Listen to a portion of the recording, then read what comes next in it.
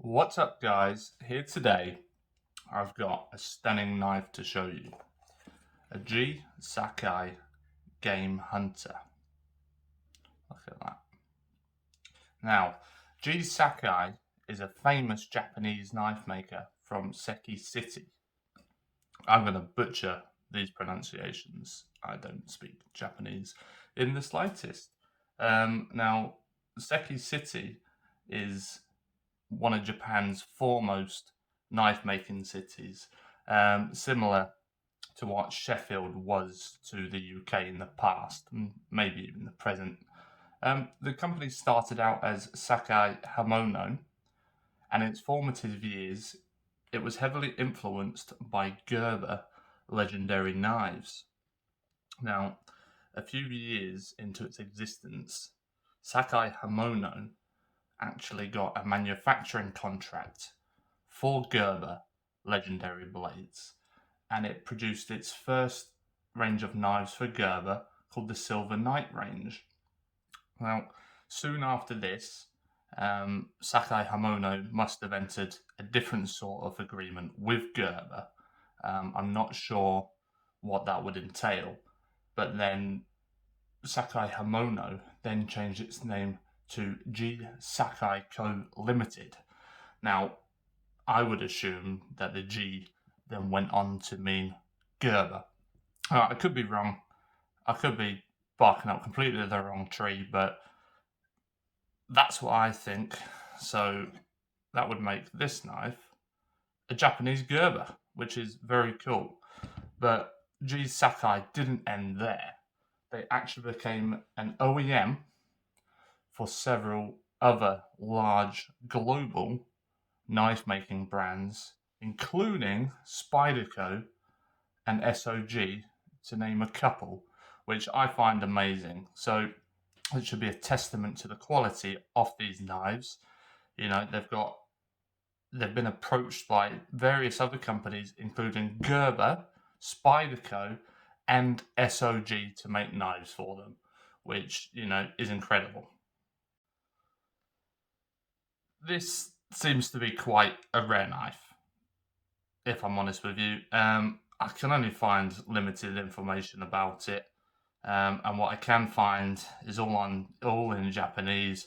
Google Translate, is all right, but I don't know how much of the information I'd like to quote to you guys, so I'll just tell you what I know. So the full length of this blade is about 10 inches. The blade length itself is about 5 1/4, with a cutting edge of 4 1/4 inches. Across the thickest edge of the spine of the knife, we're looking at 4 millimeters, and the knife itself weighs 173 grams and feels quite substantial and nice in the hand. As you can see here, this knife features a really nice tapered tang, which it's obviously a full tang, so still should be plenty strong enough. Now, this is a hunting knife, not a bushcraft knife. Maybe a survival knife in a pinch, there are better knives for it, but this knife, when you're taking it out in the field, looks to be more like a dedicated hunting knife.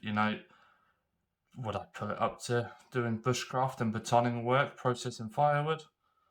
Probably. It's a good quality knife, but I wouldn't expect it to be able to do the sort of work that a normal bushcraft knife with a Scandi grind would do.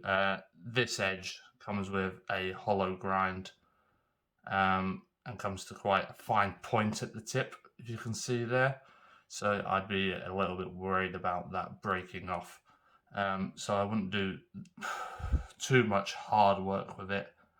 But things like processing a deer, processing an animal, it looks like that's what this knife is made for.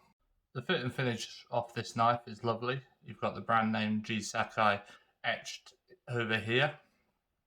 Nice brass lanyard hole. black and brown micarta handle. I don't know how much of that you can see. I've tried to keep the lighting source pretty good, but it gives this really nice sort of like wood effect without the downsides and maybe even benefits of wood. You know, I think it just makes it a really nice, classy looking blade, classy looking handle. Now, on the other side, you can see here stamped into the blade HS steel. Now that stands for high speed steel. High speed steel can be a very high quality steel.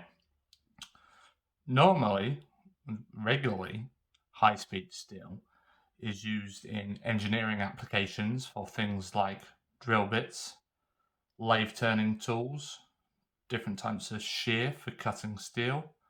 I think it can be in bandsaw blades. Now, I work in engineering and I know how good a good quality high speed steel tool can be. That being said, I also know how crap high speed steel can be when it comes from certain places or certain low end manufacturers. It can either be really good or really bad. Now, coming from the knife making capital of Japan, I would assume,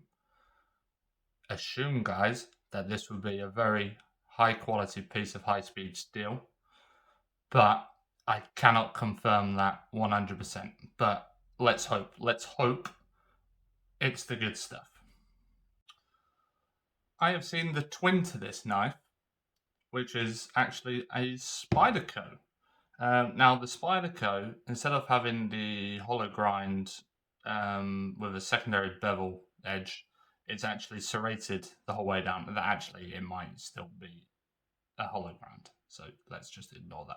But it has got a serrated edge the whole way down the edge of the knife, and that is the Spyderco model GS 102S. And like I said, it's identical in every way. It is the same knife, but the serrated edge. Now, I can't find this knife with this edge labeled under Spyderco anywhere. I can find it online on a Japanese website in Japanese, just branded as a G Sakai knife.